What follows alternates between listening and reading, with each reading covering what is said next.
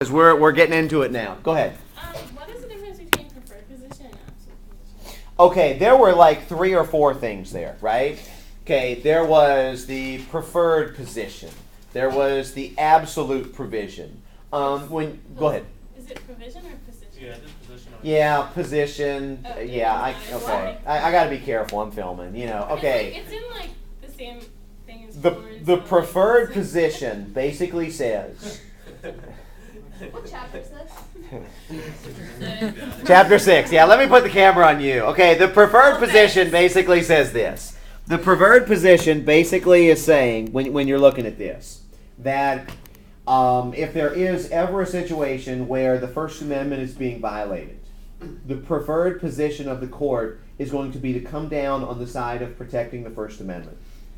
And if you protect the First Amendment, even at the expense of the other rights, that's fine, so be it. But the First Amendment is so important, it deserves that preferred treatment. You're almost, if you're challenging the First Amendment, you almost have the burden of proof on you, because they're going to assume that the First Amendment is right. The absolute provision is going to be, Congress shall make no law abridging free exercise of speech. No means no. So in this instance, pornography would be allowed. In this instance, child pornography would be allowed, because no means no. So absolute means there is no violation of the First Amendment. The government cannot step in and deal with speech or press or religion or petition or assembly, any of those things. Preferred position says we're going to come down on the side of the First Amendment as much as we can, but it doesn't always win. Doesn't always win.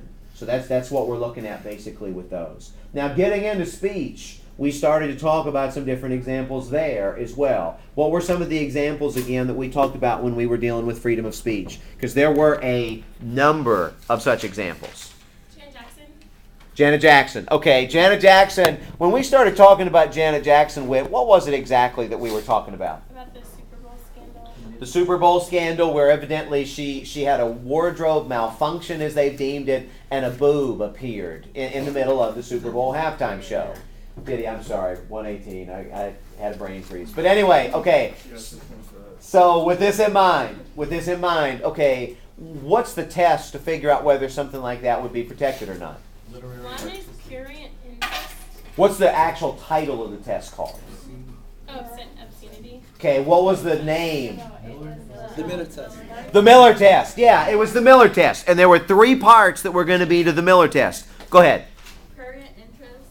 Prurient interest. What does prurient mean? It has to appeal to a bad or sexual interest. Sexual, Like, lustful, yeah. lascivious. It's got to appeal to a prurient or that sexual interest. Okay, that's the first thing. What was the second part of this? Offensive sexual It must display offensive sexual conduct according to local standards. So, Wyoming, what would be considered offensive in Wyoming is going to be different than D.C. because there might not be very much that's considered offensive here in D.C. So more things would be protected here than maybe they would be in Wyoming or Alabama. The third part, you started to mention it, Paul. Literary, artistic, political, and scientific. Okay, it's got to lack. Make sure that you've got that in your answer. It must lack any literary, scientific, political, or artistic value. Now, going back to this, I had given you different examples. I had given you dancing at a strip club, for example. I had given you the sex catalogs that several of your grandmothers had received in the mail. I had given you the example of dial-a-porn, where people are calling your home. I had given you the chocolate art example. Okay, what's allowed and what isn't? Chocolate art is allowed. Okay, chocolate art is allowed. Why? Because even though it may fail the first 2, it's still considered artistic. A number of you liked the fact that it failed the first 2. But when it came to the third one, indeed, when you go back to this, the third one was really the key. And in order for something to not be considered obscene, it can appeal to that sexual interest. It can display even sexual conduct sometimes, although that's harder because what's offensive is going to mean different things to different people. But the key is that third one. It must lack literary, artistic, or scientific value. Why do porn movies fall under that third part? Literary. What's that? They have literary value. Well, how do they have literary value? They have a lot. Because they have plots, albeit, how do you know? Anyway, the plot. It may be cheesy, and a number of you said this. Somebody went into detail. These things usually have pizza delivery guys and all these. I'm not ready for all that. But bottom line is, when you look at these things, because there's a plot, there is some redeeming, maybe literary or maybe artistic value, and as such, as soon as they've got that, then it's protected, even if it fails those other two. Do you think they started doing that because of this law? Probably. Absolutely. See, remember, it was Potter Stewart, and I put his name on the board, and I think I mentioned this in all the classes, but to make sure that I did, Potter Stewart said, I don't know how to define pornography, but I know it when I see it. And that was the standard for a really long time when you deal with the court. And that's not a good standard, because if I wanted to film those movies, I don't want to know what you see when you see it if I've already made the movie, because that could get me in trouble. So they came up with the Miller test that broke down these three provisions. So yeah, that's exactly what it was, Paul. It's not just, hit it and quit it, but there's got to be a story, and then you do that, and then you have another story, and then you do it again, but it's protected because it's got that literary or artistic kind of value to it. That's what we're talking about. So that is allowed. So that's why those are allowed. The dial-a-porn, legal or no? Legal. Sometimes it is, sometimes it isn't. Can you break it down? If When they call you, it's illegal.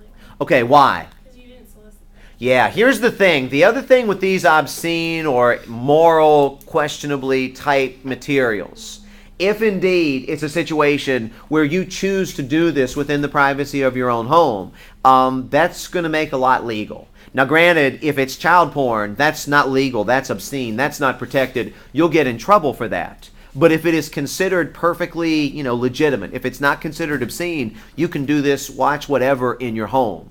When they begin to solicit you and you haven't made this choice, they're violating your rights, whether it be sending grandma those catalogs or whether indeed it deals with the actual movie, the dial-a-porn, that kind of thing. That will be something where they can be punished if you choose to pursue that. Yes? I forget. Can they do it the first time? Because I know you have the other Yeah. things, but then the second time, after you say no. Depends. It depends. In some states, they're going to be able to get you on time one, just like with those no-call lists, that kind of thing. Yeah. In other places, you might get a freebie. If you don't have a no call, but you're like, oh my goodness. But what you'll find is that those practices have evolved with the law too. So how many times, Emily, have you gotten a porn catalog in the mail? Never. That's what I'm saying. So they're pretty good at what they're doing now. They're pretty good, and they've adjusted to those laws as it's